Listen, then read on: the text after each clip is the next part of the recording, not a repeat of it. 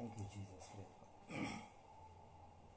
दोस्तों, जय मसीह की। मैं आप सभी का फिर एक बार स्वागत करता हूं। आज फिर उसी विषय में बात करने के लिए मैं यहाँ पे आपके साथ मौजूद हूँ। कल भी मैंने इस विषय पर बात किया था, अंतिम न्याय के बारे में। और कितनों ने देखा मुझे पता नहीं है दोस्तों, लेकिन आप देखें या ना देखें मुझे कुछ फ़र्क नहीं पड़ता है। लेकिन जो परमेश्वर ने जो मुझे काम दिया है वो काम मुझे करना ही है, और इसके कारण ही मैं आज फिर आपके सामने आ रहा हूँ। और आज का जो विषय है वो अंतिम न्याय के बारे में ही है। कल मैंने इसके बारे में चर्चा की थी, लेकिन टाइम के चलते मैं कंप्लीट नहीं कर सका था, क्योंकि बहुत बड़ा एक सब्जेक्ट है जिसे समझना बहुत ज़रूरी है। बहुत से लोगों को पता नहीं है कि जो परमेश्वर का जो न्याय का दिन है या क्रोध का दिन है, वो न्याय का दिन कितना भयंकर है। जी हाँ दोस्तों, बहुत से लोगों को पता नहीं है इस दुनिया में कि परमेश्वर कौन है, और जो न्याय करने वाला परमेश्वर है, जो सबका न्याय करने वाला परमेश्वर है, उसके बारे में लोगों को पता नहीं है। और मेरी कोशिश यही रहेगी, मेरी कोशिश दोस्तों यही रहेंगी कि मैं उस न्याय के दिन के बारे में मैं आपको सही सही जानकारी दे दूँ। आप किसी भी किताब में देखिए, ऐसा डिटेल में इतना दिया नहीं है, लेकिन जो ज्ञान परमेश्वर ने जो दर्ज किया है, सारे पृथ्वी के लोगों को जो दिया है, एक पवित्र बाइबल के रूप में, एक पवित्र शास्त्र के रूप में जो परमेश्वर ने उसका ज्ञान दिया है, तो उसके अनुसार ही जो हमें अत्यंत डिटेल में जो हमें परमेश्वर सिखाता है, या अत्यंत डिटेल में जो हमें बताता है, वो बहुत ही बेहद है और खूबसूरत है। और परमेश्वर हमें सच्चाई में ले जाता है। बच, छोटे बच्चे को हम जैसा समझाते हैं, वैसा परमेश्वर हमें समझाता है। जी हाँ दोस्तों, इस दुनिया में जो भी है, पढ़ा लिखा अनपढ़, उस सभी को समझ में आने के लिए परमेश्वर बहुत ही अच्छी तरह से हमें समझाता है। जी हाँ दोस्तों, इस दुनिया में जो भी है, अनपढ़ रहे या कोई भी रहेगा, तो उसको भी समझ में आना चाहिए, यही परमेश्वर की इच्छा है। तो चलिए दोस्तों, आज फिर मैं आपके पास एक बहुत ही अच्छा सब्जेक्ट लेकर आया हूँ, और जिसका नाम है अंतिम न्याय। बहुत से लोग इसे सुनना पसंद नहीं करेंगे, शायद उसे ऐसी वैसी बातें लगेगी या विश्वास नहीं रखेंगे, लेकिन जो परमेश्वर ने कहा है वो कहा है, और वो होने वाला ही है। कोई उसे रोक नहीं सकता है। इस दुनिया में ऐसा कोई भी इंसान नहीं है कि जो परमेश्वर के न्याय को रोक सके। जी हाँ दोस्तों, इस दुनिया में ऐसा एक भी कोई इंसान नहीं है जो परमेश्वर के न्याय को रोक सके।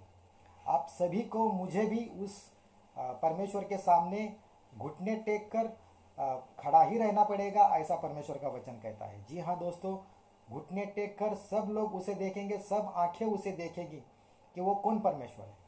जी हाँ दोस्तों, तो चलिए दोस्तों, मैं शुरू करने जा रहा हूँ। इब्रानियों की किताब उसका 10वां अध्याय वचन क्रमांक 31। इब्रानियों की किताब उसका 10वां अध्याय और वचन क्रमांक 31 में ऐसा लिखा है कि जीवित परमेश्वर के हाथों में पड़ना भयानक बात है।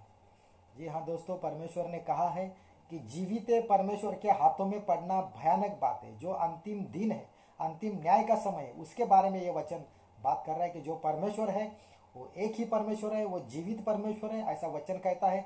वो सारे यूनिवर्स को, सारे वर्ल्ड को, सारे पृथ्वी को वही चलाने वाला परमेश्वर है, और उसके हाथ में पड़ना भयंकर बात है। उस दिन आपको कोई नहीं बचा सकता, आप खुद भी आप बचा नहीं सकते। आपको अगर ऐसा लगता है कि मैं इतना ताकतवर हूँ, कहाँ है परमेश्वर, मेरे पास धन है, दौलत है, जो भी है, मैं परमेश्वर को जानता नहीं, लेकिन आप गलत फहमी में है। जी हाँ दोस्तों, आप गलत फहमी में है। जब आप उस अंतिम सांसें आप गिनोगे, तभी आपको पता चलेगा कि आपका जीवन कुछ भी नहीं है। उस परमेश्वर के सामने आपका जीवन कुछ भी नहीं है। ये मैं और एक बार कहता हूँ, लाख बार कहता हूँ, 100% कहता हूँ। जी हाँ दोस्तों, उस अंतिम दिन में आपको पता चलेगा, जब आपका इस पृथ्वी के ऊपर अंतिम जब सांस चलेगी, तभी आपको पता चलेगा कि आपका जीवन कुछ भी नहीं है। हाँ दोस्तों, और हम सभी को उस परमेश्वर के सामने जाना ही है। उसका जो न्याय है, उस न्याय का हमें सामना करना ही है, ऐसा परमेश्वर का वचन कहता है। जितने मरे हुए लोग हैं, वो सभी को, जितने भी मरे हुए लोग हैं, उन सभी को परमेश्वर के जो न्याय का दिन है, उस न्याय के दिन के सामने उनको खड़ा रहना ही है।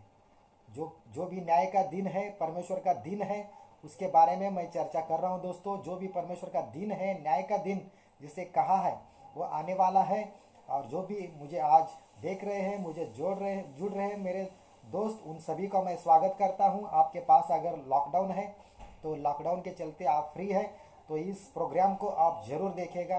कुछ अद्भुत बातें आपको सीखने को मिलेगी। जी हाँ दोस्तों, मैं शुरू करने जा रहा हूँ अंतिम न्याय और उसका दूसरा भाग। परमेश्वर का वचन क्या कहता है? भजन संहिता 96 और वचन क्रमांक 13। भजन संहिता उसका 96 और वचन क्रमांक 13 में क्या लिखा है? परमेश्वर का वचन वहाँ पे हमें क्या पढ़ने को मिलता है? वो यह यहोवा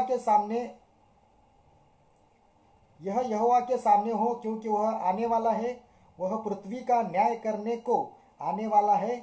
वह धर्म से जगत का और सच्चाई से देश देश के लोगों का न्याय करेगा। जी हाँ दोस्तों, आपने सही सुना। परमेश्वर का वचन कहता है कि वह सच्चाई से और धर्म से देश देश के लोगों का न्याय करेगा। यानी जितने भी देश है, जितने भी लोग हैं इस पृथ्वी के ऊपर, उन सभी का न्याय कौन करने वाला है? तो परमेश्वर का वचन कहता है कि परमेश्वर न्याय करने वाला है।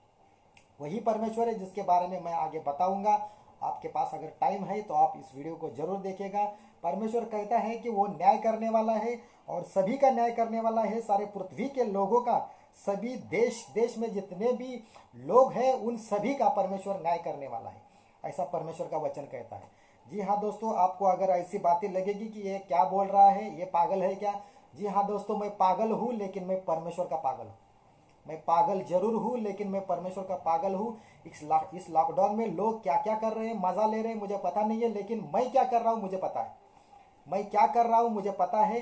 परमेश्वर ने जो मुझे बताया वो बताने के लिए ही मैं यहाँ पे आपके सामने बैठा हूँ।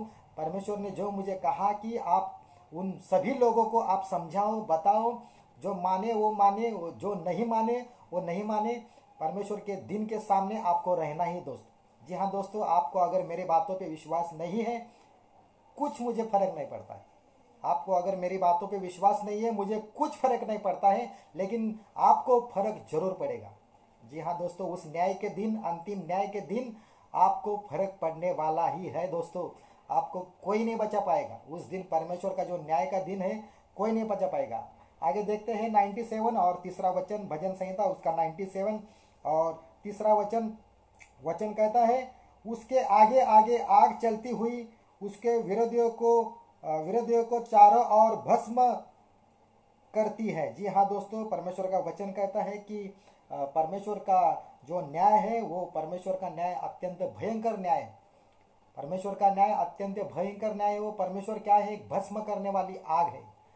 परमेश्वर एक भस्म करने वाली आग है दोस्तों। जी हाँ दोस्तों, उसने कैसा नियोजन किया है, कैसा प्रबंध किया है। जो भी लोग इस दुनिया के ऊपर अहंकार से चलते हैं, गर्व के अनुसार चलते हैं, अपने मन के अनुसार चलते हैं, परमेश्वर को जानते नहीं है, परमेश्वर पर विश्वास नहीं रखने वाले जो भी लोग हैं, जिन्हें परमेश्वर के बारे में पता नहीं है और विश्वास रखना ही नहीं चाहते, क्योंकि वो परमेश्वर का डर अपने मन में रखना ही नहीं चाहते, जो अपनी मनमानी से चलना चाहते हैं या जानते हैं, उन सभी लोगों के बारे में आज एक धोखे की घंटा है।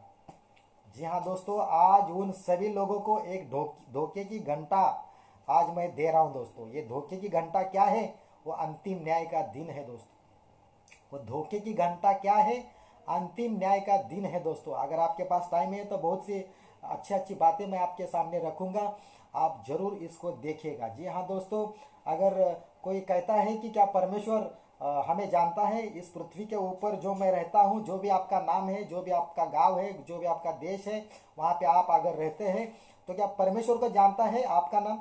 जी हाँ दोस्तों, परमेश्वर आपका नाम जानता है, आपके दिनचर्या के बारे में, हर एक दिन, हर एक घंटा, जो भी आपने माँ के पेट से अभी तक जो भी जितने भी घंटा या जो भी साल आपने गुजारे हैं, वो सभी परमेश्वर के किताबों में दर्ज है। मैंने इसके बारे में कल बात की थी।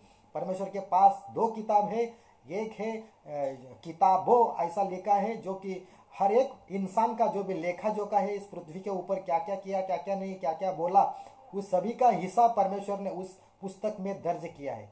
और दूसरा एक पुस्तक है जिसका नाम है, जो परमेश्वर का किताब है और परमेश्वर की पुस्तक है, और एक दूसरा एक पुस्तक है और उस पुस्तक का नाम क्या रखा है परमेश्वर ने?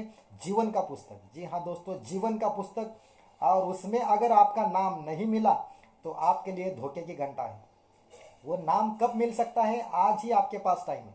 जब तक आपकी सांस चल रही है परमेश्वर को जानो, तभी आपके पास टाइम है, मौका है उस पुस्तक में आपका नाम दर्ज करवाने का। ये आपके हाथ में है दोस्तों। परमेश्वर का कोई आपके ऊपर जबरदस्ती नहीं है। परमेश्वर का आपके ऊपर कोई ज़बरदस्ती नहीं है। परमेश्वर कठपुतली की तरह लोगों को नचाना नहीं चाहता है। परमेश्वर ने एक स्वतंत्रता दी है लोगों को, एक फ्रीडम दिया है उसके मन के अनुसार चलने को। और आज भी कह रहा है कि मैं तुम्हारे सामने जीवन और मौत, ये दोनों चीज़ें मैं रख रहा हूँ आपके सामने। मैं जीवन और मौत, ये दो चीजें मैं रख रहा हूं। और परमेश्वर चाहता है कि तू अपने मन से बात कर ले, अपने दिमाग से बात कर ले और तू जीवन को चुन ले। ऐसा परमेश्वर कहता है। आपके ऊपर कोई पाबंदी नहीं है, आप जैसा चाहे वैसा जी सकते हैं। लेकिन अगर आपका नाम उस जीवन के पुस्तक में नहीं दर्ज है, अगर आपने उस परमेश्वर को नहीं जाना है, तो आपके लिए धोखे की घंटा है दोस्तों। आपके लिए धोखे की घंटा है। मैं ये डंके की चोट पर कहता हूँ। जी हाँ दोस्तों, मैं ये डंके की चोट पर कहता हूँ कि आपके लिए धोखा रहेगा। अगर आप कहते हैं कि मैं मर भी जाऊंगा तो अच्छी बात है, किधर परमेश्वर देखने को नहीं मिलेगा। परमेश्वर कहता है मरने के बाद भी जितने भी लोग मरे हुए हैं उन सभी का न्याय परमेश्वर करने वाला है। आपने सही सुना, जितने भी लोग मरे हुए लोग हैं उन सभी को परमेश्वर एक बार फिर जिंदा करेगा और उनका न्याय करेगा। और परमेश्वर कहता है कि जो भी उस न्याय के सामने नहीं टिकने वाला है उसको क्या करेगा? एक दूसरी मृत्यु देने वाला है। और वो दूसरी मृत्यु क्या है? नरक है। नरक की आग है, अनंत काल की आग है, वो नरक की अग्नि है दोस्तों। जी हाँ दोस्तों, आप अभी टाइम है, जब तक आपकी सांस चलती है तभी आपके पास मौका है। अगर आपका अंत हो गया तो आप मरने के बाद उस परमेश्वर के पास नहीं कह सकते कि मुझे माफ कर दो।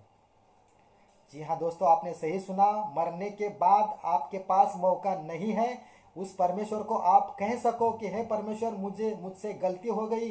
मैं जब इस पृथ्वी के ऊपर मेरा जीवन जब चल रहा था तब मैंने नहीं जाना, लेकिन अब मैं आपको देख रहा हूँ परमेश्वर कि तू कौन परमेश्वर है, तू कैसा परमेश्वर है, और अभी मैं आपसे माफी चाहता हूँ।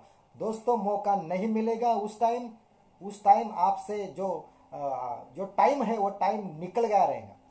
जी हाँ दोस्तों, आपके हाथ से वो टाइम निकल गया रहेगा। एक मौका आपको जो है वो अभी है इस पृथ्वी के ऊपर, जब तक आपकी सांस चल रही है तभी आपके लिए मौका है, वरना वो घंटे की धोखा आपके लिए है दोस्तों, घंटे की धोखा है। जी हाँ दोस्तों, आप अगर कहते हैं कि परमेश्वर क्या मुझे जानता है क्या, तो मैं वचन रखूंगा, उसके माध्यम से आपको पता चलेगा कि परमेश्वर आपको जानता है, आपके बारे में वो सब कुछ बातें जानता है जो तुम्हारा भाई नहीं जान सकता, तुम्हारा दोस्त नहीं जान सकता, जो तुम्हारा पड़ोस नहीं जान सकता, जो तुम्हारे माँ बाप नहीं जान सकते। वो सभी चीज़ें जो आपके मन को पता है वो सब परमेश्वर को पता है। जो चीज़ें आपके मन को पता है, जो चीज़ें आपके मन के अंदर है और जिसे कोई नहीं जानता है आपके अलावा, वो कौन जानता है? एक है, वो है परमेश्वर।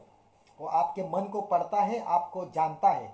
मैं वचन रख रहा हूँ, भजन संहिता 139 वहाँ पे पढ़ेंगे, और वचन क्रमांक 2 से लेकर 4 तक। भजन संहिता 139 2 से लेकर 4 तक। तू मेरा उठना बैठना जानता है। जी हाँ दोस्तों, वचन कहता है तू मेरा उठना बैठना जानता है।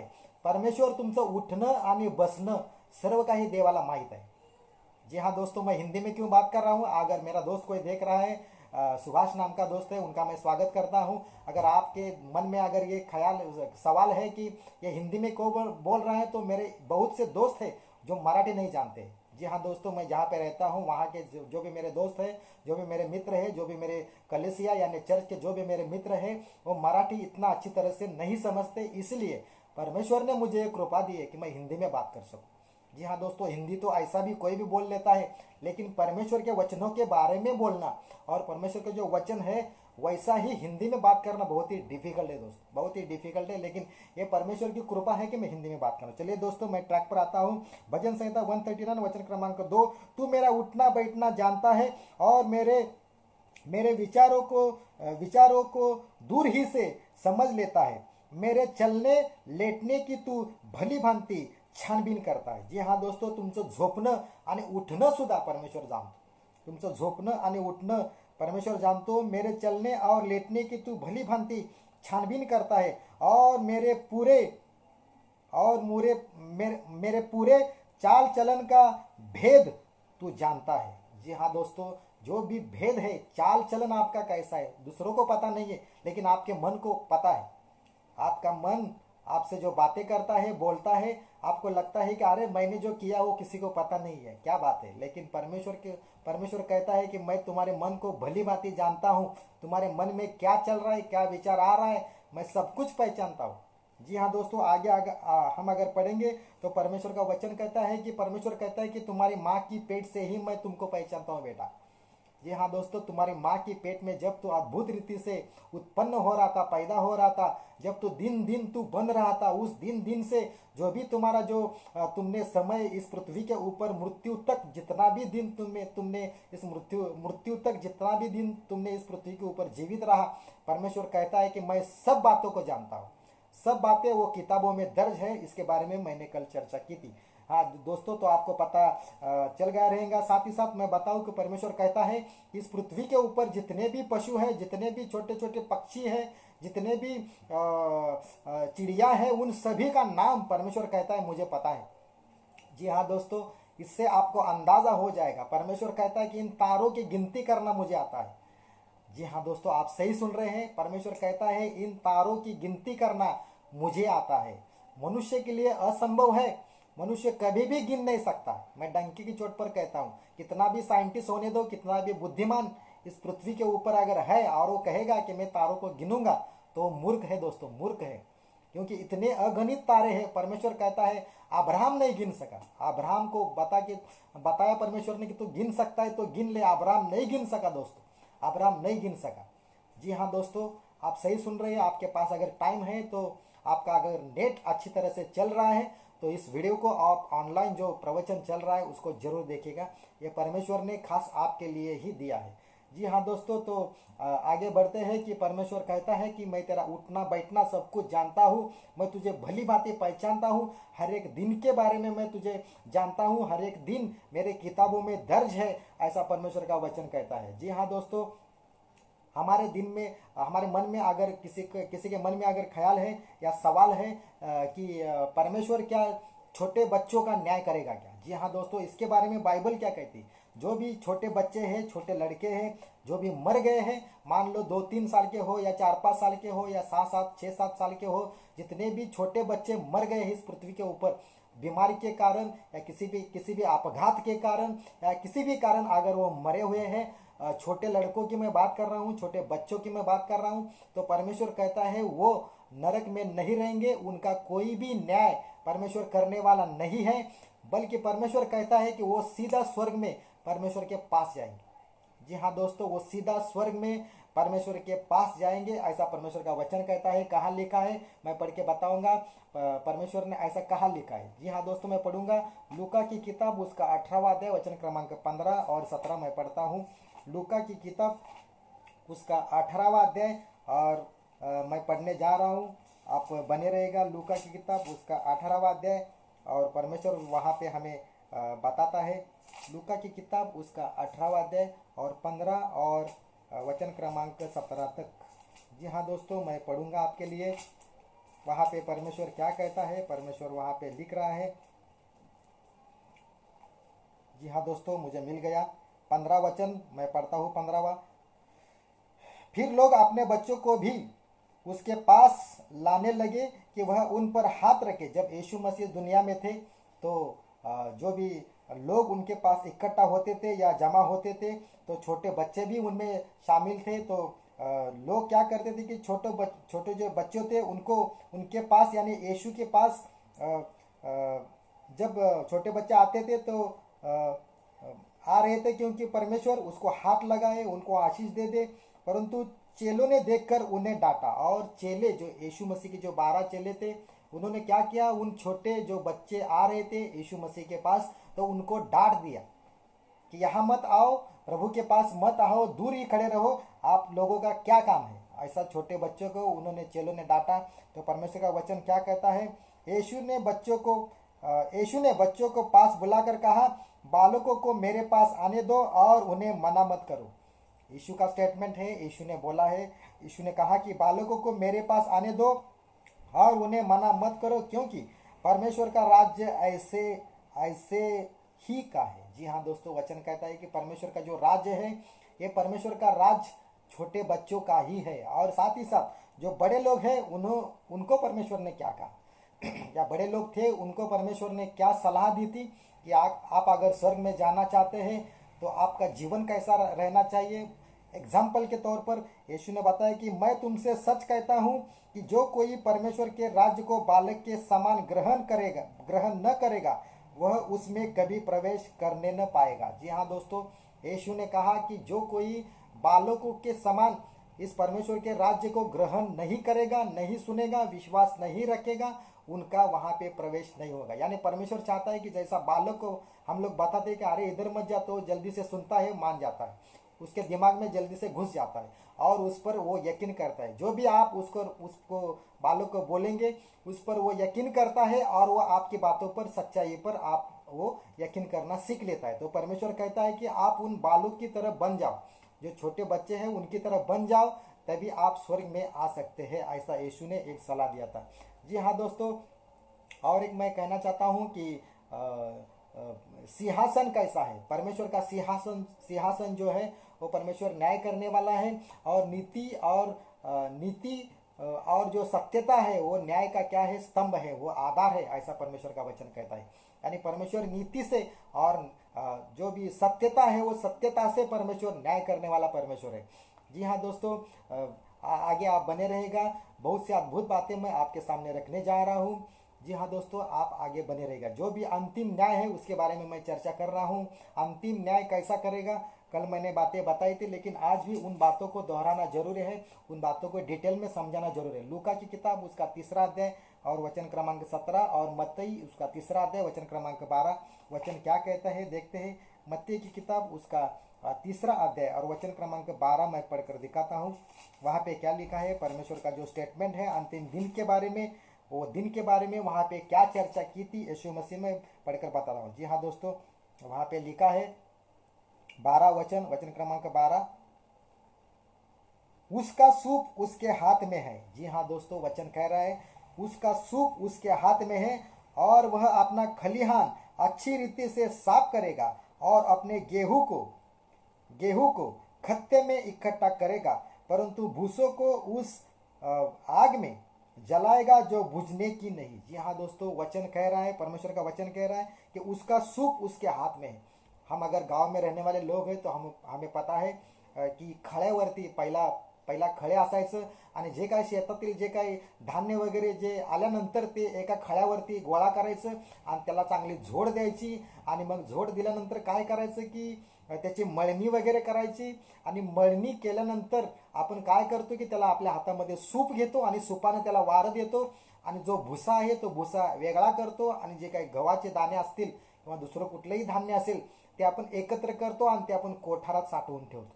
जी हाँ दोस्तों, परमेश्वर उसी का एग्जाम्पल दे रहे कि अंतिम न्याय के दिन वो क्या करने वाला है। परमेश्वर कहता है उसका सूप उसके हाथ में है, और वह अपना खलिहान यानी खड़े अच्छी रीति से साफ करेगा, और अपने गेहूं को तो खत्ते में इकट्ठा करेगा, यानी कोठार में वो जमा करेगा, ऐसा परमेश्वर का वचन कहता है। और अपने गेहूं को खत्ते में इकट्ठा करेगा, परंतु भूसों को उस आग में जलाएगा जो बुझने की नहीं है। जी हाँ दोस्तों, भूस किसे कहा है, आप सुनिए आगे कि परमेश्वर ने गेहूं किसे कहा है और भूस किसे कहा है। जी हाँ दोस्तों, वो भूस को क्या करेगा कि वो अग्नि में जला डालेगा, ऐसा परमेश्वर का वचन कहता है। गेहूं को क्या करेगा, गेहूं को वो इकट्ठा करेगा, और वो जो भी उसका खत्ते है वो खत्ते में इकट्ठा करेगा, कोठारामध्ये तो साठवून ठेईल। हे कोठार काय आहे, तर परमेश्वराचं वचन सांगत आहे कोठार म्हणजे एक स्वर्ग आहे। कोठार म्हणजे काय आहे, स्वर्गीय जीवन आहे, त्याला कोठार म्हटलेलं आहे। अनंतकालची आग किंवा भूस कोण आहे, तर भूस विश्वास न ठेवणारे लोक आहेत। गहू कोण आहेत, तर गहू ते ज्याच्यावरची जे विश्वास ठेवणारे लोक आहेत, जे त्याला ग्रहण करतात, त्याच्या इच्छेप्रमाणे चालतात, परमेश्वराला ओळखतात, त्यांना परमेश्वरानं गहू असं नाव दिलेलं आहे। आणि हे आग कोण आहे, तर आग एक नरक आहे। जी हाँ दोस्तों, आग एक नरक आहे। सूप काय आहे, तर सूप एक न्याय आहे, न्यायाचा दिवस आहे, आणि तो प्रत्येकाला वेगवेगळं करणार आहे, असं परमेश्वराचं वचन सांगत आहे। जी हाँ दोस्तों, आप बने रहिएगा। परमेश्वर कैसे समझाता है, कैसे हमें बात करता है, आगे देखेंगे। मत्ती की किताब उसका 25वां अध्याय और वचन क्रमांक 31 से लेके 35 तक। मत्ती की किताब उसका 25वां अध्याय 25, मत्ती की किताब उसका 25 और वचन क्रमांक 31 से लेके 35 तक मैं पढ़ने वाला हूँ। न्याय का दिन के बारे में वहाँ पे यीशु मसीह ने क्या कहा है। न्याय के दिन के बारे में यीशु मसीह कैसे हमें समझाता है कि वो कैसा न्याय करने वाला है। जी हाँ दोस्तों, एक एग्जाम्पल दिया है। दूसरा एक एग्जाम्पल, अभी मैंने आपको पहला एग्जाम्पल सुनाया। बहुत से एग्जाम्पल दिए, लेकिन जो मुझे अच्छा लगा कि जो अन्य लोग हैं उन्हें समझ में आना चाहिए, तो उसके चलते मैंने 2 एग्जाम्पल लिए हैं। तो दूसरा एग्जाम्पल दिया है, जब मनुष्य का पुत्र अपनी महिमा में आएगा और सब स्वर्गदूत उसके साथ आएंगे, तो वह अपनी अपनी महिमा के सिंहासन पर विराजमान होगा। जी हाँ दोस्तों, परमेश्वर उसका जो सिंहासन है, वो सिंहासन पर बैठकर सभी का न्याय इंसाफ करने वाला है। वचन कहता है वो सिंहासन पर विराजमान होगा और सब जातियों, जी दोस्तों सुनिएगा, सब जातियों उसके सामने इकट्ठा की जाएगी। सब जाति के लोग, जितने भी लोग हैं, इस जाति जाति के लोग पृथ्वी के ऊपर रहते हैं, कि कौन से भी देश में रहते हो, परमेश्वर कहता है उन सब जातियों को, सब लोगों को मैं मेरे सामने, सिंहासन के सामने मैं घुटने पर मैं उनको मैं लाऊंगा, ऐसा परमेश्वर का वचन कहता है। और परमेश्वर का वचन कहता है सब जातियों उसके सामने इकट्ठा की जाएगी, और जैसे चरवाहा भेड़ों को बकरियों से अलग कर देता है।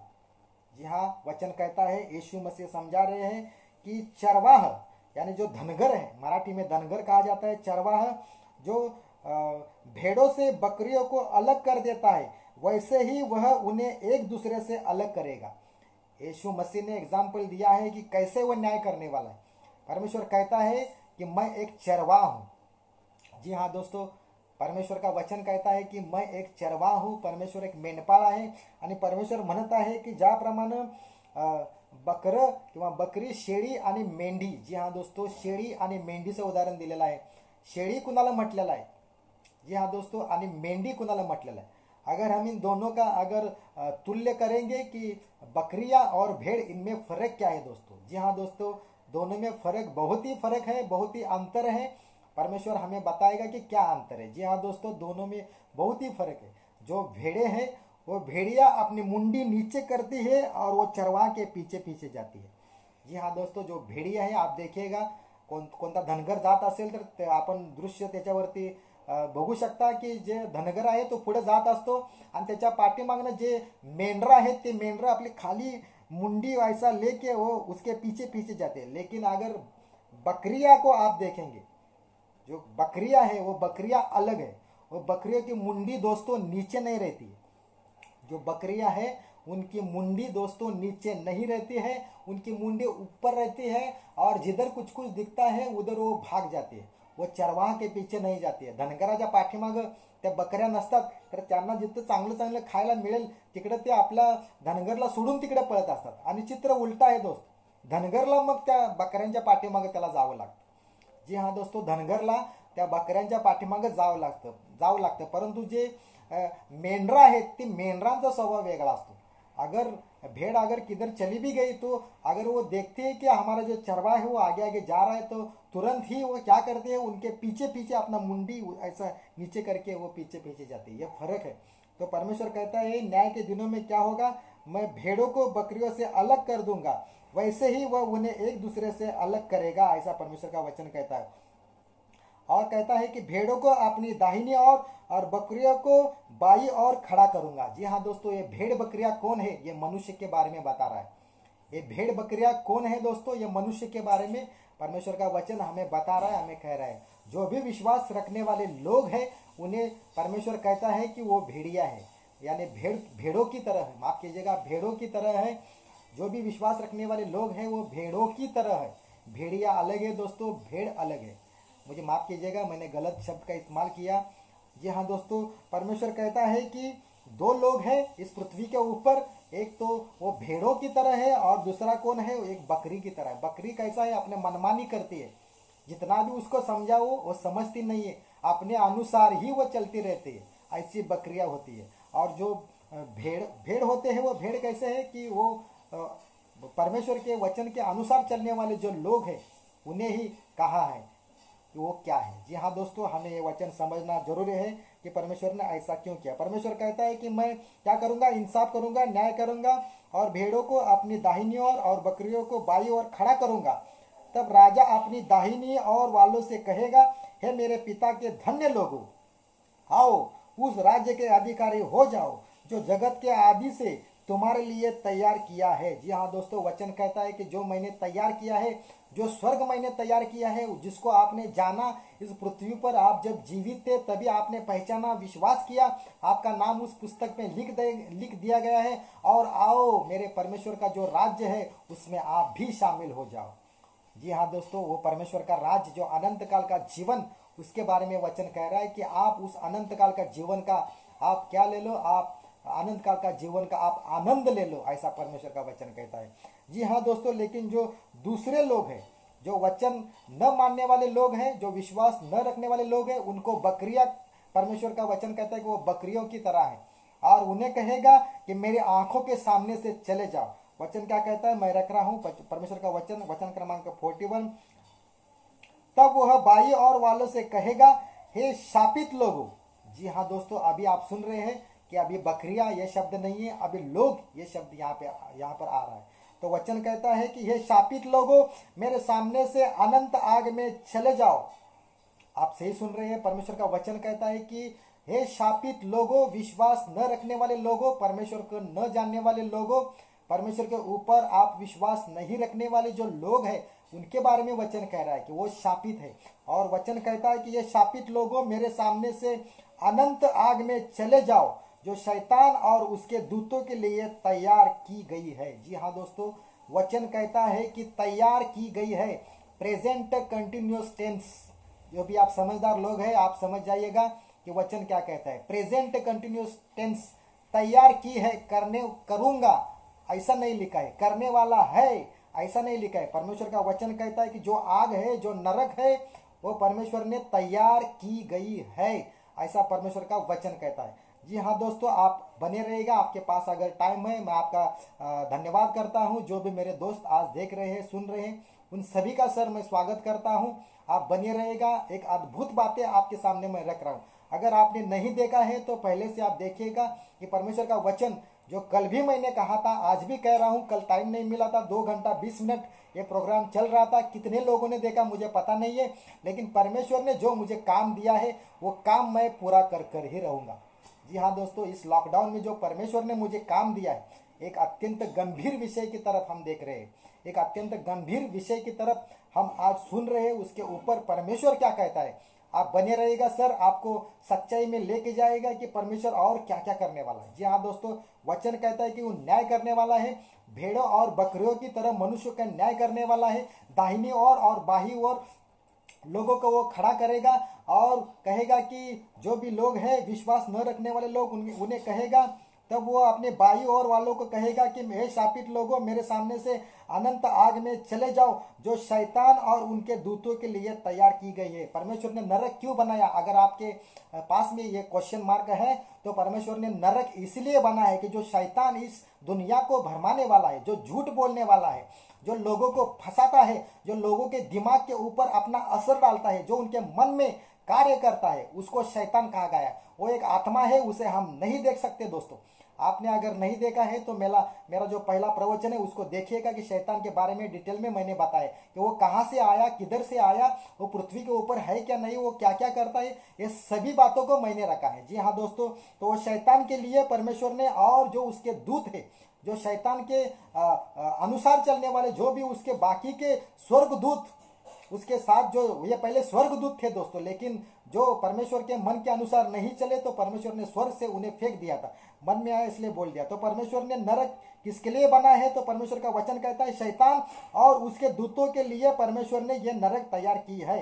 जी हाँ दोस्तों, और कुछ लोग कहते हैं, कुछ गलत प्रवचन बोलते हैं बाकी के लोग कि तुमको कुछ प्रॉब्लम नहीं है, तुम मर भी गए तो फिर से इस दुनिया में आकर आकर जियोगे। एक परमेश्वर तुम्हें एक नया जीवन देने वाला है, 7 जन्म तुमको देने वाला है, और परमेश्वर तुमको कुछ भी वहां नरक में वैसा वगैरह कुछ भी नहीं रखेगा। वो दूसरा जीवन में आपको उसको भरपाई करने के लिए दूसरा किसी इंसान या दूसरा किसी पशु के रूप में इस पृथ्वी के ऊपर वो आने देगा। ऐसा गलत गलत हम जो ज्ञान है इस दुनिया का ज्ञान, इसके बारे में मैं आगे चर्चा करूंगा दोस्त। जी हाँ दोस्तों, इसके बारे में मैं आगे चर्चा करूंगा, आप बने रहिएगा। सर आपके पास अगर टाइम है तो मैं आप सभी का मैं स्वागत करता हूं, जितने भी मेरे दोस्त देख रहे हैं आप बने रहेगा। अद्भुत चीजें जो मेरे मन की नहीं है दोस्तों, जो मैंने रचाई नहीं है, जो मुझे किसी ने बताया नहीं है, हाँ ये चीजें अगर किसी ने बताई है तो परमेश्वर के वचन ने मुझे बताई। जो परमेश्वर का वचन, जो सच्चा वचन है, जो हमें प्रकाश में ले जाने वाला वचन है, उसके बारे में आज मैं इतना सीरियस क्यों हूं दोस्त? क्योंकि मैं जान चुका हूं कि हमें एक दिन उस परमेश्वर के पास जाना ही है। जी हाँ दोस्तों, मैं जान चुका हूं कि उस परमेश्वर के पास आपको एक ना एक दिन जाना ही है। काळ्या दगडावरची पांढरी रेष आहे मित्रांनो। जी हाँ दोस्तों, काळ्या दगडावरची पांढरी रेष है, ये कभी मिटने वाला नहीं है, कोई माई का लाल नहीं मिटा सकता है। परमेश्वर के पास आपको जाना ही है, एक दिन उसके सामने खड़ा ही रहना है। आपका सभी लेखा जोखा परमेश्वर जानने वाला ही है या लेने वाला ही है।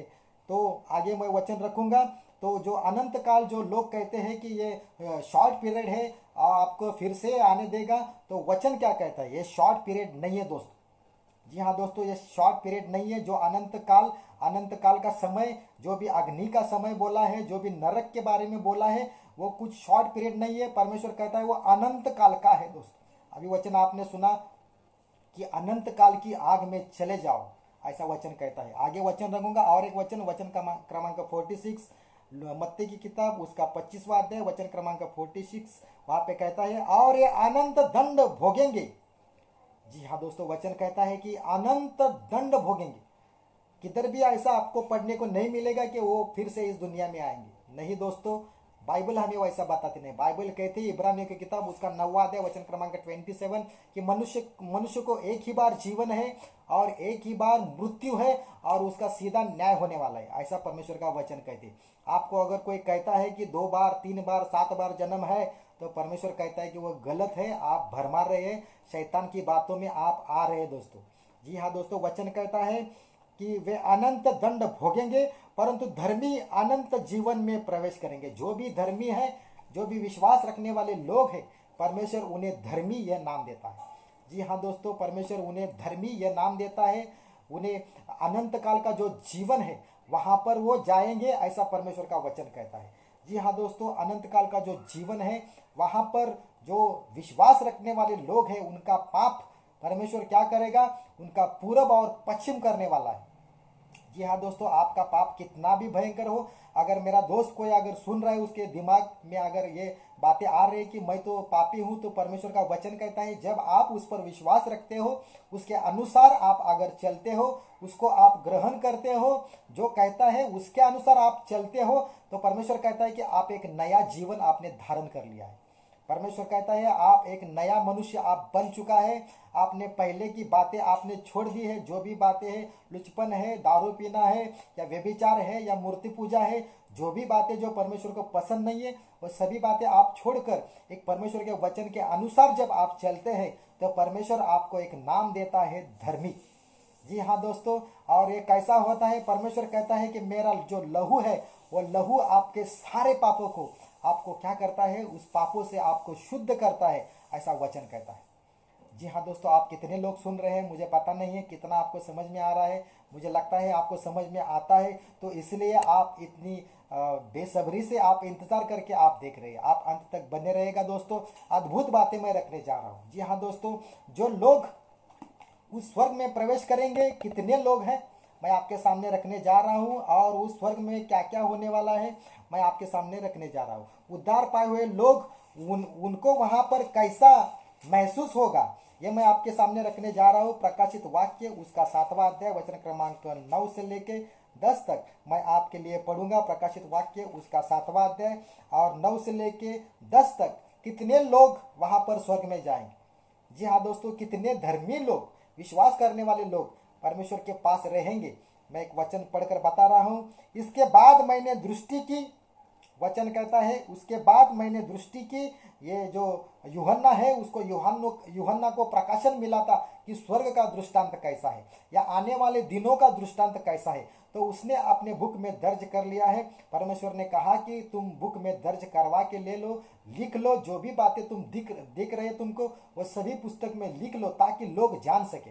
जी हाँ दोस्तों, वो कहता है कि इसके बाद मैंने दृष्टि की और देखो हर एक जाति, जी हाँ दोस्तों, हर एक जाति और कुल और लोग और भाषा में से एक ऐसी बड़ी भीड़, वचन कहता है कि बड़ी भीड़, उस भीड़ में कौन कौन है? अन्य अन्य जाति के लोग हैं, अन्य अन्य कुल के लोग हैं, अन्य अन्य भाषा बोलने वाले लोग हैं। यानी कि इस पृथ्वी के ऊपर जितने भी लोग हैं भाषा बोलने वाले, जितने भी जाति के लोग हैं जिन्होंने इस परमेश्वर के ऊपर विश्वास रखा, वो कौन सा देश का है, कौन सा जात का है, कौन सा धर्म का है, परमेश्वर कहता है कि मेरे पास भेदभाव नहीं है। लेकिन वचन कह रहा है कि कौन कौन वहां पर गया था। अन्य अन्य जाति के लोग परमेश्वर के पास थे, अन्य अन्य जो राष्ट्र के लोग परमेश्वर के पास थे, अन्य जाति के लोग, अन्य कुल के लोग और अन्य भाषा बोलने वाले लोग, ऐसी एक बड़ी भीड़ वहां पर मुझे दिखने को मिली, ऐसा परमेश्वर का वचन कहता है। आगे मैं पढ़ूंगा कि जिसे कोई गिन नहीं सकता था। जी हाँ दोस्तों, उनकी संख्या कितनी थी? जो परमेश्वर के राज्य में जाएंगे, स्वर्ग में जाएंगे, उनकी गिनती कितनी थी?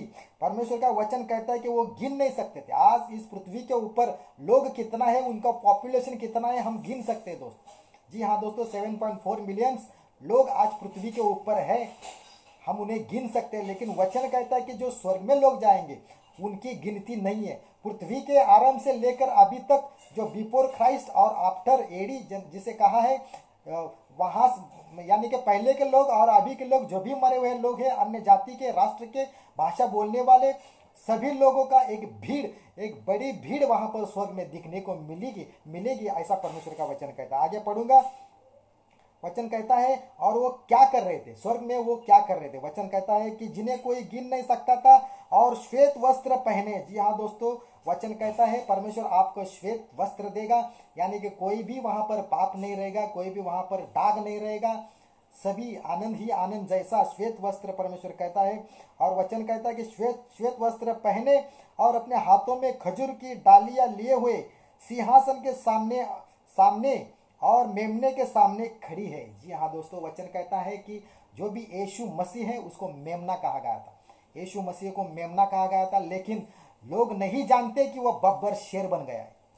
जी हाँ दोस्तों, इस पृथ्वी के ऊपर वो मेमने की तरह मारा गया था, लोग यही सच्चाई जानते हैं। लेकिन यूहन्ना कहता है कि वो अभी बकरी की तरह या मेमने की तरह नहीं है।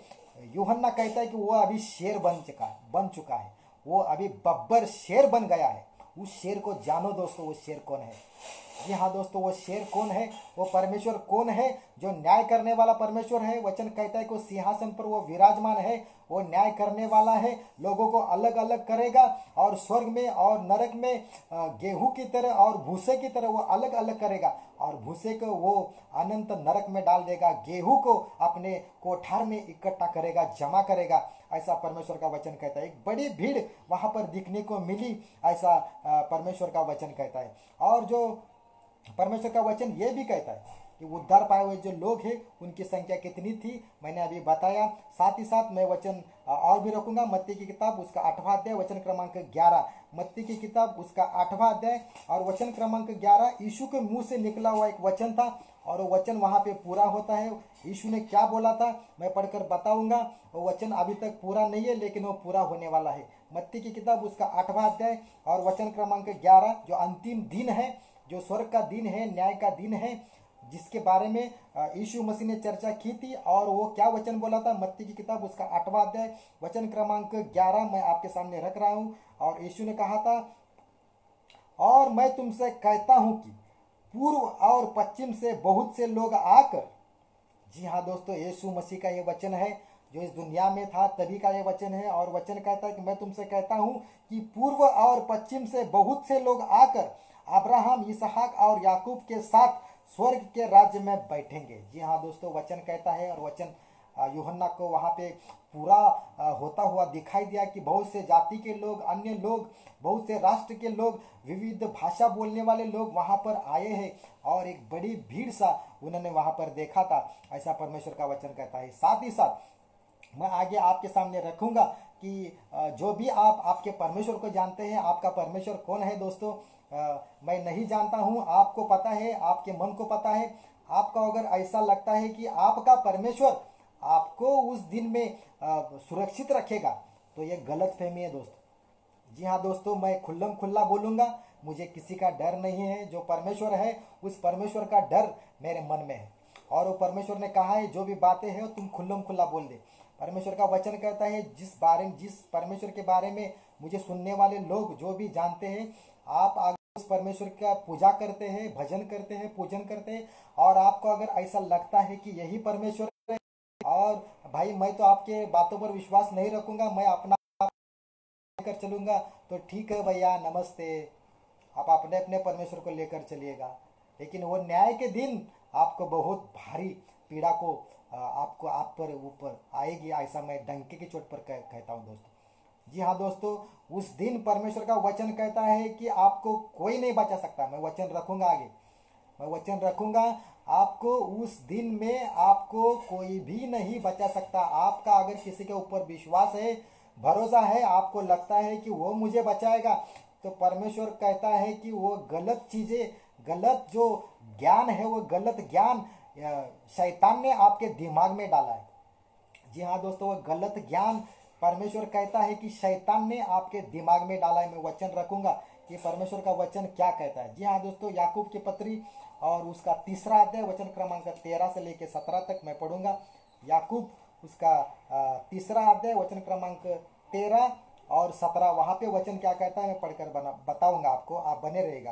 याकूब की किताब उस 3रा अध्याय और वचन क्रमांक 13 से लेकर के 17 तक, वहां पे वचन क्या कहता है वचन पढ़ूंगा। तुम में ज्ञानवान और समझदार कौन है? जी हाँ दोस्तों, परमेश्वर एक क्वेश्चन मार्क कर रहा है। जो भी कहता है मुझे ज्ञान है, मुझे मत सिखाओ, मुझे सब कुछ पता है, क्या करने का है क्या नहीं है, जो भी ऐसा मेरा दोस्त अगर कहता है, तो उनके बारे में परमेश्वर का वचन क्या कहता है? ज्ञानवान और समझदार कौन है, ऐसा परमेश्वर का वचन कहता है। और साथ ही साथ वचन क्या कहता है? यह ज्ञान वह नहीं जो ऊपर से उतरता है। जी हाँ दोस्तों, जो मैं बातें कर रहा हूँ वो ज्ञान परमेश्वर का ज्ञान है, जो ऊपर से आया है, ऐसा परमेश्वर का वचन कहता है। लेकिन इस पृथ्वी के ऊपर भी एक ज्ञान है। इस पृथ्वी के ऊपर जो लोग ज्ञानी है और समझते हैं कि यही ज्ञान है, उसके बारे में परमेश्वर का वचन क्या कहता है। आप अगर अपने परमेश्वर को मानते हैं और कहते हैं कि यही ज्ञान है, यही ज्ञानी है, यही परमेश्वर है, यही ज्ञान देने वाला है, दूसरा कोई ज्ञान है ही नहीं, तो परमेश्वर, जो सच्चा परमेश्वर का मुंह से निकला वो वचन, वो क्या कहता है, वो आपके सामने मैं रखने जा रहा हूँ। वचन कहता है कि जो ऊपर से उतरता है, यह ज्ञान वह नहीं जो ऊपर से उतरता है, वरन सांसारिक।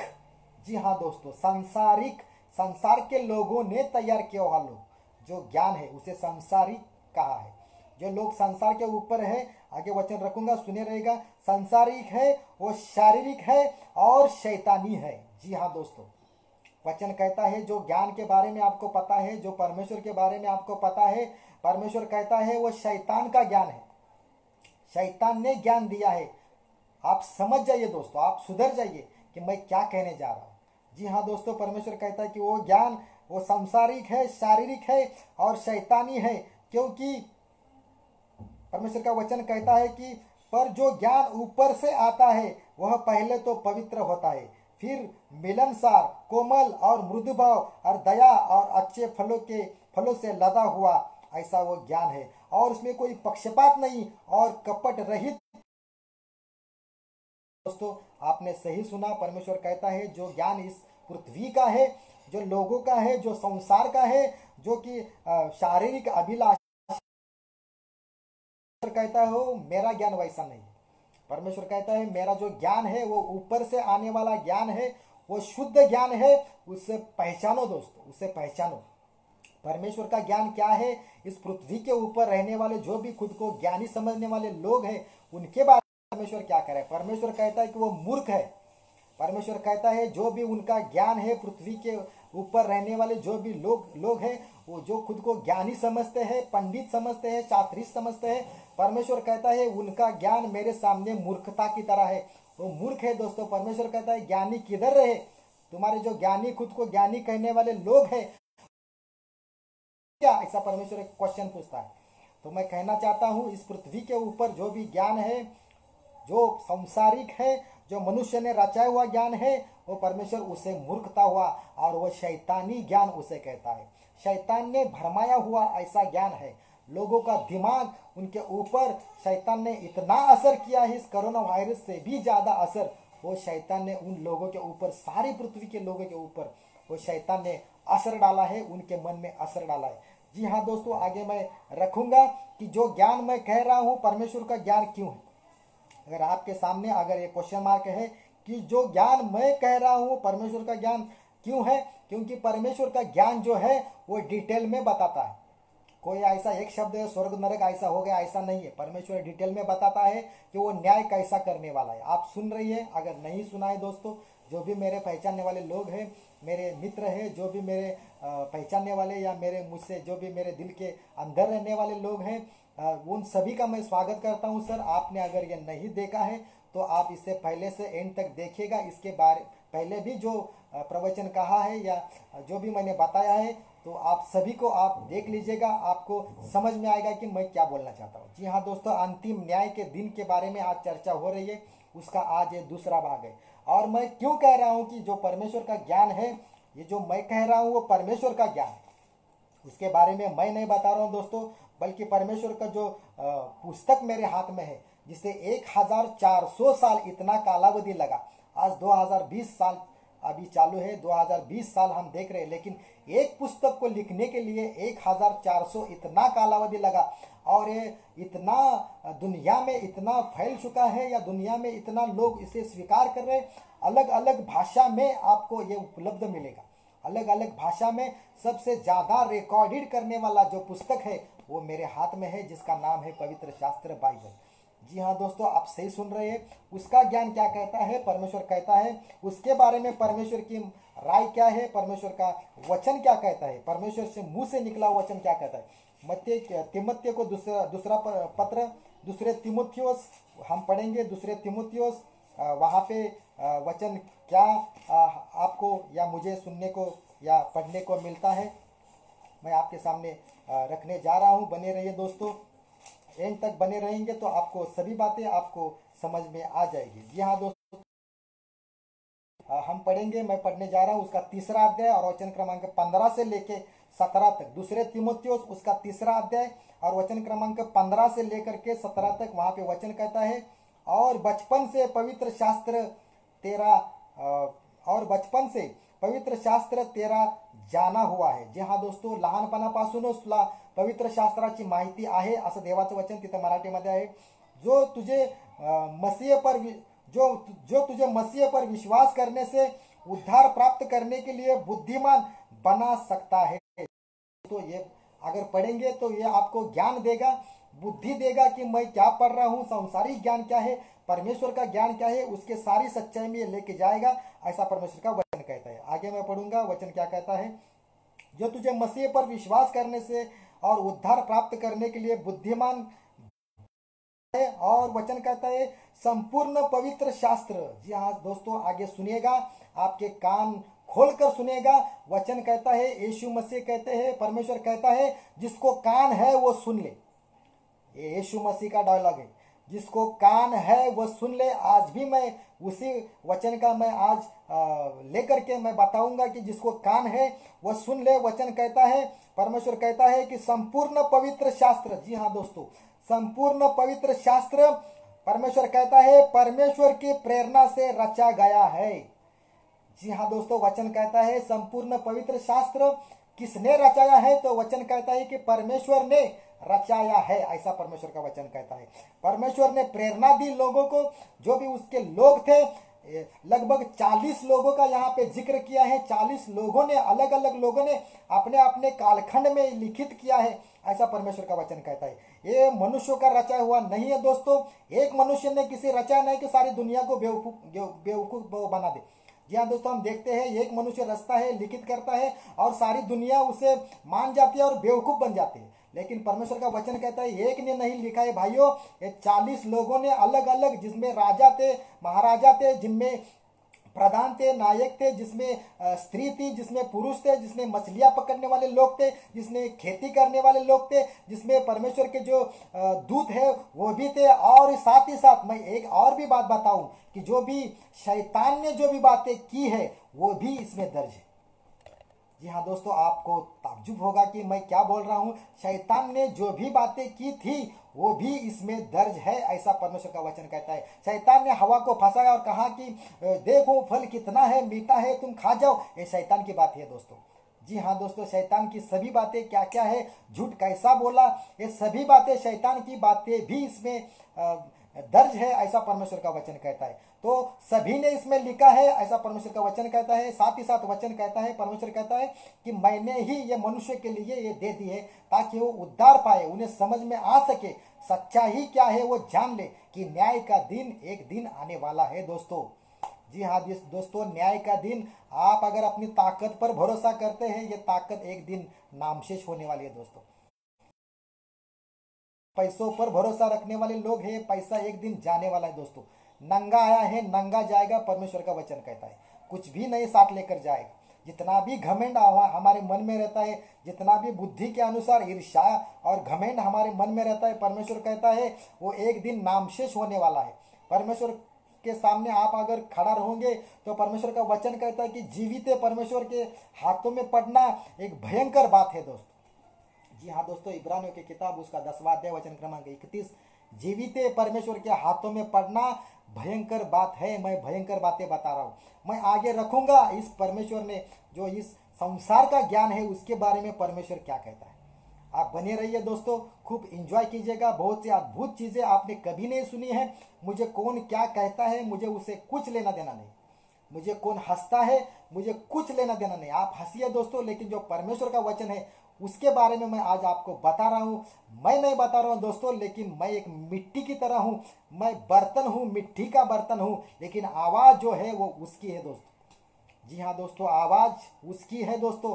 आपके कान में अगर जा रही है, आपके मन में अगर घुस रही है, आपके दिमाग में अगर घुस रही है तो प्रेज लॉर्ड, अगर नहीं घुस रही है तो भी प्रेज लॉर्ड। आपको उस दिन में आप परमेश्वर के सामने खड़ा ही रहना है।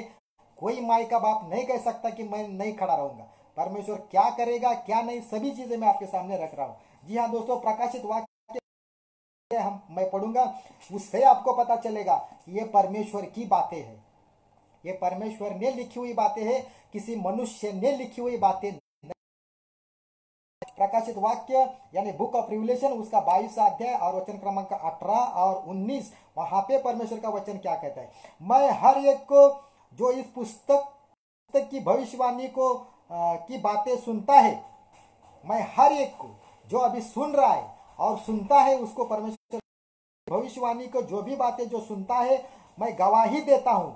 जी हाँ दोस्तों, परमेश्वर का वचन है, परमेश्वर से मुंह से निकला हुआ वचन है। परमेश्वर कहता है कि मैं गवाही देता हूं, यदि कोई मनुष्य इन बातों में कुछ बढ़ाए तो परमेश्वर उन विपत्तियों को जो इस पुस्तक में लिखी है उस पर बढ़ाएगा। जी हाँ दोस्तों, परमेश्वर म्हणतो की जो कोणी माझ्या या पुस्तकामध्ये काही भर घालेल, नवीन काय तर त्याच्यामध्ये ऍड करेल, तर परमेश्वर म्हणतो की या पुस्तकामध्ये जे काही पीडा मी लिहिलेल्या आहेत त्या सर्व पीडा त्या मनुष्यावरती येतील। म्हणजेच काय तर नरक पण तुमच्या वाट्याला येणार, असं देवाचं वचन सांगत है। जो कोणी याच्यामध्ये भर घालेल दोस्तों, हम इसमें अभी और कुछ ऐड नहीं कर सकते। एक बार ये बंद हो गया। उसमें कुछ मनुष्य अगर कहेगा मैं बुद्धिमान हूं, मुझे परमेश्वर ने कुछ ज्ञान दिया है, अभी मैं कुछ तो इसमें ऐड करके मैं लोगों के पास एक नई बाइबल दे दूंगा, गलत है दोस्तों। परमेश्वर कहता है कुछ भी तुम ऐड नहीं कर सकते। साथ ही साथ परमेश्वर और कुछ क्या क्या कहता है मैं बताऊंगा। परमेश्वर कहता है जो इस पुस्तक में लिखी है वो उसको बढ़ाएगा, तो उसमें सभी जो भी परमेश्वर का जो विपत्तियां है जो इस पुस्तक में लिखी है वो सब परमेश्वर उसके ऊपर लाएगा। साथ ही साथ यदि परमेश्वर कहता है यदि कोई इस भविष्यवाणी की पुस्तक की बातों में से कुछ निकाल डाले तो परमेश्वर उस जीवन के वृक्ष और पवित्र नगर में से जिसका वर्णन इस पुस्तक में है उसका भाग निकल देगा। जी हाँ दोस्तों, उसका भाग निकाल देगा, परमेश्वर का वचन कहता है। परमेश्वर यानी कहता है कि इसमें कुछ ऐड भी नहीं करना है या उसमें से कुछ निकाल भी नहीं लेने का। जो एक बार बंद हो गया वो हो गया। कोई भी ज्ञानी अगर कहता है कि मैं कुछ डालूंगा, गलत है दोस्तों। परमेश्वर कहता है कुछ नहीं डाल सकता है, उसमें से कुछ भी नहीं निकाल सकता है। आप सही सुन रहे हैं दोस्तों, इसमें कुछ भी नहीं डाल सकता है। क्यों?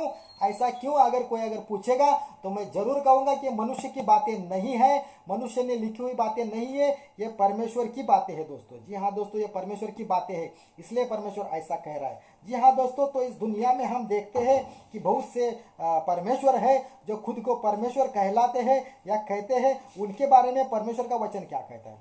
बहुत से दुनिया में इतने भगवान हैं, इतने आत्मिक ज्ञान बांटने वाले हैं, इतने लोग हैं जो खुद को परमेश्वर कहते हैं।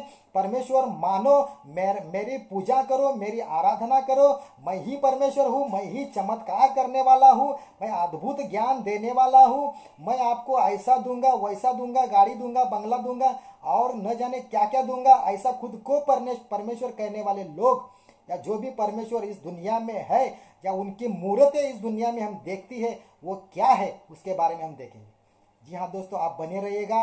ये परमेश्वर का ज्ञान है, ये मेरा ज्ञान नहीं है। उनके बारे में परमेश्वर क्या कहता है वचन पढ़ेंगे। पहले कुरिन्थियोस उसका 8वां अध्याय वचन क्रमांक 5 और 6 मैं लेकर जाऊंगा। पहले कुरिन्थियोस उसका 8वां अध्याय मैं पढ़कर बता रहा हूँ और वचन क्रमांक 5 और 6 में। जी हाँ दोस्तों, वहां पे लिखा है, यद्यपि आकाश में और पृथ्वी पर बहुत से परमेश्वर कहलाते हैं। जी हाँ दोस्तों, वचन कहता है कि बहुत से परमेश्वर ऐसे हैं जो कहते हैं कि मैं ही परमेश्वर हूं और कोई दूसरा नहीं है। उनके लिए, उनके बारे में जो सच्चा परमेश्वर है, जो जिंदा खुदा है, वो परमेश्वर क्या कहलाते, क्या कह रहा है? परमेश्वर कहता है कि बहुत से ऐसे पृथ्वी के ऊपर ऐसे ईश्वर कहलाते हैं और ईश्वर है, ऐसा परमेश्वर कहता है। जय ईश्वर और ऐसे प्रभु है, खुद को प्रभु कहते हैं, खुद को ईश्वर कहते हैं। ऐसे ऐसे बहुत से मूर्तियों में बंद लोग हैं या मूर्तियों में बहुत ऐसे परमेश्वर बंद है, ऐसा परमेश्वर कह रहा है। बहुत से लोग हैं, बहुत से परमेश्वर है, ऐसा परमेश्वर का वचन कहता है। बहुत से खुद को कहते हैं कि मैं ही परमेश्वर हूं। उनके बारे में, यद्यपि आकाश में और पृथ्वी पर बहुत से ईश्वर कहलाते हैं, जैसा कि बहुत से। और आगे वचन कहता है, परमेश्वर कहता है तो भी हमारे लिए तो एक ही परमेश्वर है। जी हाँ दोस्तों, परमेश्वर का वचन कहता है कि एक ही परमेश्वर है। आपने सही सुना, परमेश्वर का वचन कहता है एक ही परमेश्वर है।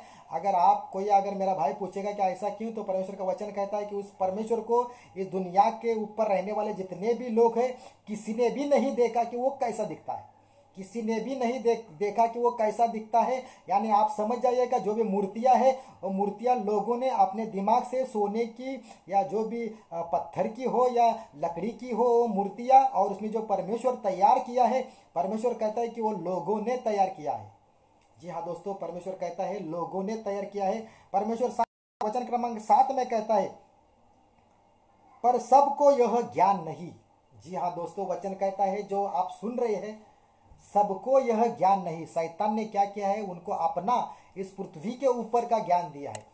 परमेश्वर कहता है इस संसार का वो ज्ञान है, वो परमेश्वर का ज्ञान नहीं है। वो संसार के जो ईश्वर है, जो शापित लोग हैं, वो शापित लोगों का ज्ञान है। जी हाँ दोस्तों, परमेश्वर कहता है वो शापित है और वो शैतानी ज्ञान है, शैतान का ज्ञान है, ऐसा परमेश्वर कहता है। आप अगर बचना चाहते हो मेरे दोस्तों, उस अंतिम न्याय के दिन कौन करने वाला है, मैं वचन रखने जा रहा हूं आपके सामने। मैं वचन रखूंगा और मैं पढ़कर बताऊंगा कि वो अंतिम दिनों में कैसा है, या उस परमेश्वर का जो राज्य है उसमें कौन जाएगा और कौन नहीं जाएगा, वो भी मैं रखने वाला हूँ।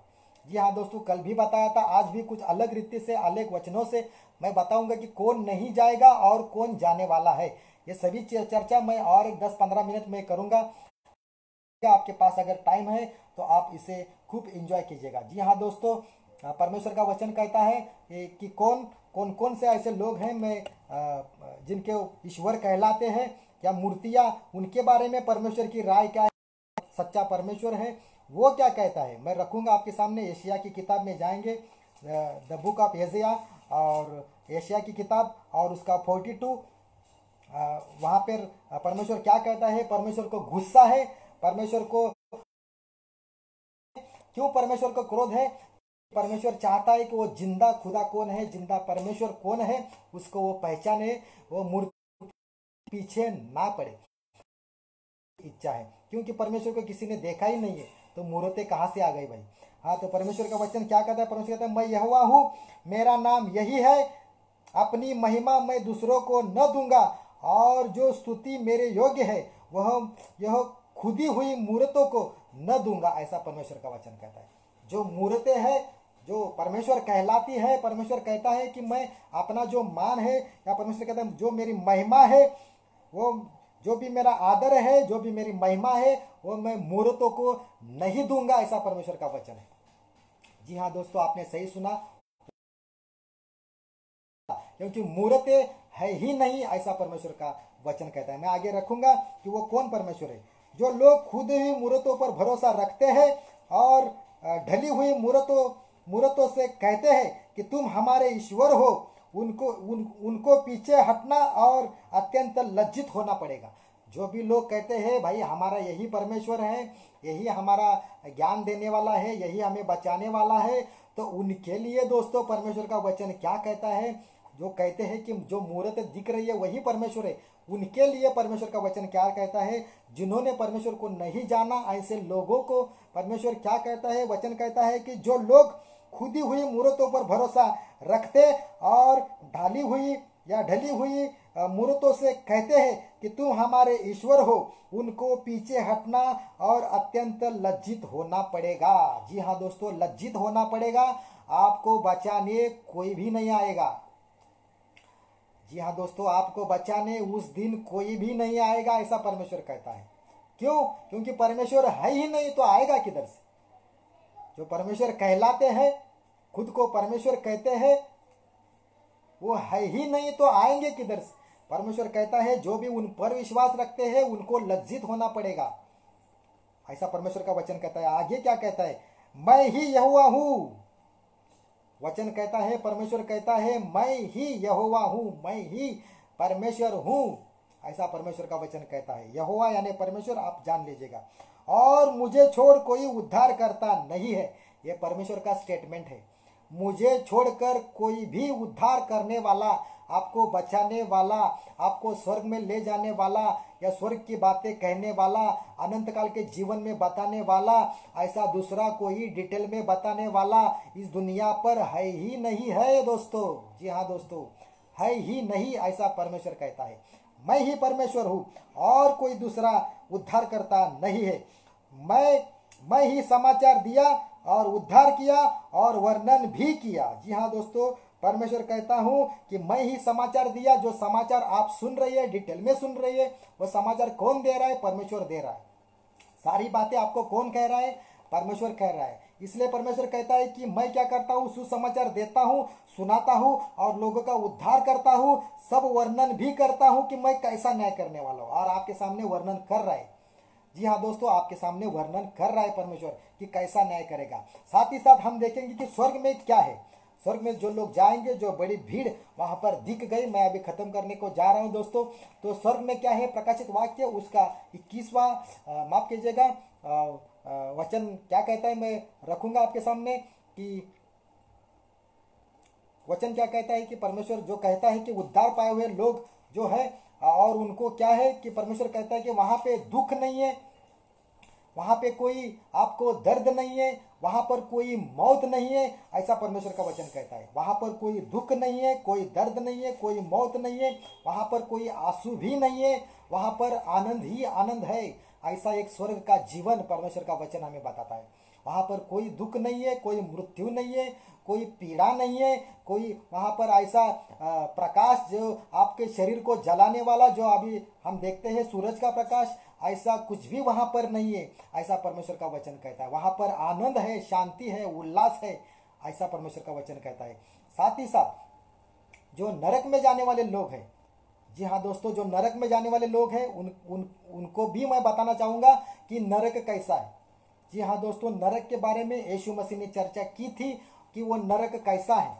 कि नरक के बारे में मैं बताने जा रहा हूँ। अगर आप मत्ती की किताब उसका यीशु मसीह का स्टेटमेंट अगर आप सुनना चाहते तो मत्ती की किताब आप अगर पढ़ेंगे तो पहाड़ी का जो उपदेश है, पहाड़ी का उपदेश जो यीशु मसीह ने दिया था, और अध्याय क्रमांक 5 से लेकर के अध्याय क्रमांक 7 तक वहाँ पर एक पहाड़ी उपदेश यीशु मसीह ने दिया था। और उन उपदेश अगर आप पढ़ेंगे, ये 2, 5, 6 और 7 अध्याय पढ़ेंगे तो वहाँ पर जो स्वर्ग है उसका जिक्र यीशु मसीह ने 19 बार किया था। खाली ये 2 चैप्टर की मैं बात कर रहा हूँ, 2-3 चैप्टर की मैं बात कर रहा हूँ। 19 बार यीशु मसीह के मुंह से निकला हुआ शब्द है कि स्वर्ग स्वर्ग स्वर्ग। और जो नरक शब्द है वो नरक इन 3 चैप्टर में 3 बार यीशु मसीह के मुंह से निकला है। जी हाँ दोस्तों, 3 बार जो नरक है उस नरक की चर्चा यीशु मसीह ने भी की है। जी हाँ दोस्तों, नरक की चर्चा यीशु मसीह ने भी की है। तो मैं आगे वचन रखूंगा कि स्वर्ग कैसा है और नरक कैसा है। द बुक ऑफ रिवोल्यूशन उसका 21 और वचन क्रमांक 4। द बुक ऑफ रिवोल्यूशन प्रकाशित वाक्य उसका 21वां अध्याय और वचन क्रमांक 4 हमें क्या कहता है, स्वर्ग का नज़ारा कैसा है, वहाँ पर क्या है, ये हमें पढ़ने को मिलता है। वहाँ पर वचन मैं पढ़ूंगा। वचन क्रमांक है 4, 21वां अध्याय वचन क्रमांक 4। वहाँ पर परमेश्वर का वचन कहता है, वह उनकी आंखों से सब आंसू पोंछ डालेगा। जी हाँ दोस्तों, वचन कहता है वह उनकी आंखों से सब आंसू पोंछ डालेगा। आगे कहता है और उनके बाद मृत्यु न रहेगी। वहां पर कोई मृत्यु नहीं है, अनंत काल का जीवन है, मृत्यु नहीं है, नया जीवन देने वाला है, नया शरीर देने वाला है। परमेश्वर आपको जिंदा करने वाला है। जो भी लोग मरे हुए लोग हैं उनको भी उठाएगा, ऐसा परमेश्वर का वचन कहता है। वहां पर कोई मृत्यु नहीं है, वहां पर कोई आंख में आंसू नहीं है, वहां पर कोई आंखों में आंसू नहीं है। उसके बाद मृत्यु न रहेगी और न शोक रहेगा और न विलाप और न पीड़ा रहेगी।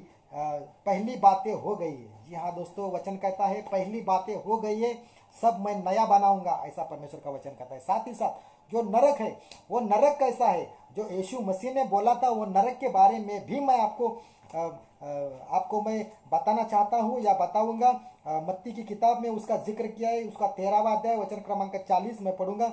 मत्ती की किताब उसका 13वां अध्याय और वचन क्रमांक 40 में यीशु मसीह ने जो नरक का जो जिक्र किया था वो वहाँ पर हमको पढ़ने को मिलता है। मत्ती की किताब उसका 13वां अध्याय और वचन क्रमांक 40। जी हाँ दोस्तों, वहाँ पर लिखा है, मैं पढ़कर बताऊंगा आपको। वचन क्रमांक 40 वहाँ पर लिखा है, अतः जैसे जंगली दाने बटोरे जाते और जलाए जाते हैं, जंगली दानों का भी यीशु मसीह ने एग्जाम्पल दिया था कि वो स्वर्ग और नरक का हिसाब वो कैसे करने वाला। जी हाँ दोस्तों, वचन कहता है कि वह जगत के अंत में वो न्याय करने वाला है। मनुष्य का पुत्र अपने स्वर्गदूतों को भेजेगा और वे उसके राज्य में सब ठोकर के कारणों की और कुकर्म करने वालों को इकट्ठा करेगा और उन्हें आग के कुंड में डालेगा। जी हाँ दोस्तों, आग की कुंड जिसे नरक कहा है वह यीशु मसीह के मुंह से निकला हुआ शब्द है। दोस्तों, अगर कोई मेरा भाई कहता है कि स्वर्ग है ही नहीं, नरक है ही नहीं, तो दोस्तों मैं आपको बताना चाहता हूँ कि ये सब शैतान ने आपको मन को बहका डाला है। आपके मन को शैतान ने बहका दिया है। वचन क्या कहता है, वो आग में कुंड, वो जो नरक है वो कुंड में डाला जाएगा और रोना और दांत पीसना वहां पर होगा। जी हाँ दोस्तों, जिसको कान है वो सुन ले, ऐसा परमेश्वर का वचन कहता है।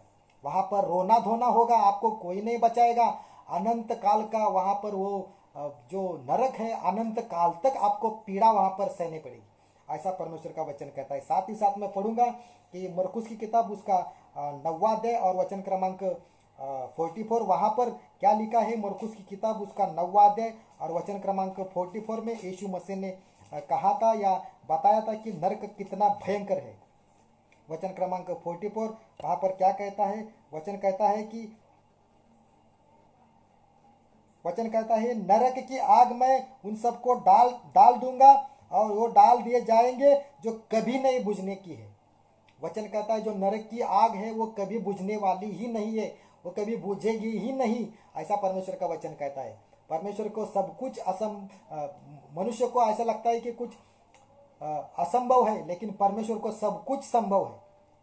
परमेश्वर को सब कुछ संभव है, परमेश्वर को सब कुछ आसान है। परमेश्वर क्या नहीं कर सकता दोस्तों, परमेश्वर क्या नहीं कर सकता। अपनी बातों से, अपने शब्द से आकाश और पृथ्वी बना सकता है, तो वो क्या नहीं कर सकता दोस्तों, सब कुछ कर सकता है, ऐसा परमेश्वर का वचन कहता है। इसके बारे में चर्चा मैं कर रहा हूँ, वो है अनंत काल की आग। परमेश्वर कहता है कि जहाँ उनका कीड़ा नहीं मरता और आग नहीं बुझती। जी हाँ दोस्तों, ये बुझने वाली आग नहीं, जो हमारे घर में हम देखते हैं जो आग बुझती है, ये बुझने वाली आग नहीं है दोस्तों, ये अनंत काल की नरक की आग है, जिसे यीशु मसीह ने नरक कहा था। जी हाँ दोस्तों, यीशु मसीह ने जिसे नरक कहा था। साथ ही साथ मैं और भी बताना चाहता हूँ कि कौन लोग वहां पर नहीं जाएंगे। जी हाँ, वो वहां पर नहीं जाएंगे, मैं ये बता के मैं अभी खत्म करने जा रहा हूँ। कौन लोग वहां पर नहीं जाएंगे? जो लोग यीशु मसीह के ऊपर विश्वास रखते हैं, उसको परमेश्वर कह के अपने दिल में अपने वो लेते हैं, उसके वचन के अनुसार वो चलते हैं। जी हाँ दोस्तों, खाली विश्वास रखना कुछ बात नहीं है, आप गलत फहमी में है। विश्वास रखने वाले लोग हैं, दारू पीते हैं, सिगरेट पीते हैं, व्यभिचार से लोग हैं जो कहते हैं कि मैं मसीह हूँ। परमेश्वर कहता है कि तुम्हारी से कारण मेरे नाम की बदनामी हो रही है, सारी दुनिया में तुम्हारे चलते मेरे नाम की बदनामी हो रही है, ऐसा यीशु मसीह का स्टेटमेंट है। जी हाँ दोस्तों, तो जो भी खाली विश्वास रखते हैं या कभी कभी चर्च में आते हैं, गुड फ्राइडे या ईस्टर संडे या जो भी अपना जो परमेश्वर का जो जन्मदिन है, उस दिन जो चर्च में आते हैं, उन्हीं लोगों के लिए परमेश्वर कहता है कि ये क्या है, कि ये नामधारी क्रिश्चियन है। जी हाँ दोस्तों, ये नामधारी क्रिश्चियन है, जो पढ़ते नहीं है, जो वचन के अनुसार चलते नहीं है, जो गर्व के अनुसार रहते हैं, उनका दिमाग कुछ कहता है, मन क्या कुछ कहता है, ऐसे जो लोग हैं उनके बारे में परमेश्वर कहता है कि वो स्वर्ग में नहीं जाने वाले।